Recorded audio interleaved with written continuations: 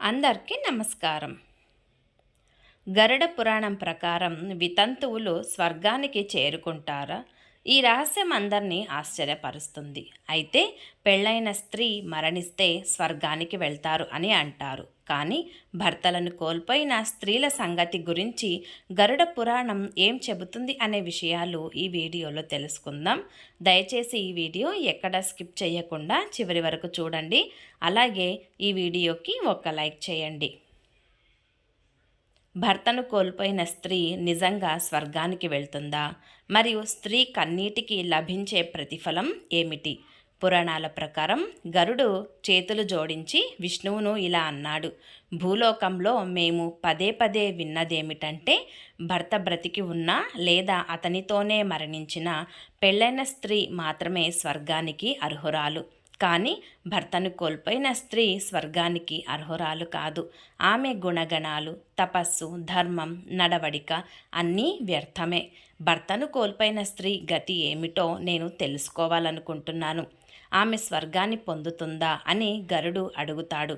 అప్పుడు విష్ణువు ఇలా అంటాడు: స్త్రీ పవిత్రత ఆమె భర్త జీవితంలోనే నిలబడుతుంది. భర్త చనిపోయిన తర్వాత భార్య తన భర్త ఇంటిని స్వీకరించి, భర్త మరణానంతరం కూడా భర్త ఇంటిని తన సొంతంగా భావిస్తూ ధర్మబద్ధమైన జీవితాన్ని గడిపే స్త్రీ యొక్క అటువంటి స్త్రీని నేను స్వయంగా ఆశీర్వదిస్తున్నాను. ఆమె 3 కోట్ల దివ్య సంవత్సరాల పాటు స్వర్గంలో సుఖాన్ని అనుభవించాలి. మరియు ఆమె పునర్జన్మించినప్పుడు చాలా సంపన్నమైన మరియు సద్గుణమైన కుటుంబంలో జన్మిస్తారు. అప్పుడు గరుడు అడిగిన సందేహాలు నెమ్మదిగా తొలగిపోవడం ప్రారంభించాయి. భర్తను కోల్పోయిన స్త్రీని ప్రజలు దురదృష్టానికి చిహ్నంగా భావిస్తారు. కానీ మీ ప్రకారం ఆమె తపస్సులోనూ ధ్యానంలోనూ భాగస్వామి. అప్పుడు విష్ణువు ప్రశాంతంగా ఇలా అన్నాడు: గరుడ, గుర్తుంచుకో, నేను ఎవరిని వారి బాహ్య స్వరూపాన్ని బట్టి అంచనా వేయను. నేను వారి హృదయాన్ని మాత్రమే చూస్తాను. ఆమె వితంతువు అయినా వివాహిత అయినా సత్యం మరియు మంచి మార్గాన్ని అనుసరించే ఏ స్త్రీ అయినా సరే, మరియు స్వర్గంలో ఆమె స్థానం నిశ్చయించబడింది.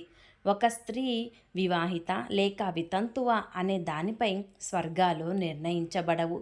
ఆమె ఎంత సత్యంతో జీవించింది, తన ధర్మాన్ని ఎంత నిలబెట్టుకుంది మరియు ఎంతగా తోడ్పడింది అనే దానిపై అవి నిర్ణయించబడతాయి.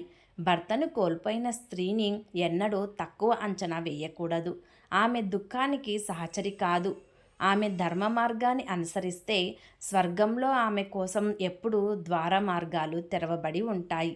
మరియు ఆమె చేసే ప్రతి సేవ ఆమెను దైవత్వానికి మరింత చేరువ చేస్తుంది. ఈ వీడియో మీకు నచ్చినట్లయితే ప్లీజ్ లైక్ చేసి మీ ఫ్రెండ్స్కి షేర్ చేయండి. అలాగే మా కొత్త వీడియోస్ మీకు వెంటనే చేరాలంటే మా ఛానల్ని సబ్స్క్రైబ్ చేసుకొని పక్కనే ఉన్న బెల్ ఐకాన్ని ప్రెస్ చేయండి. ధన్యవాదములు.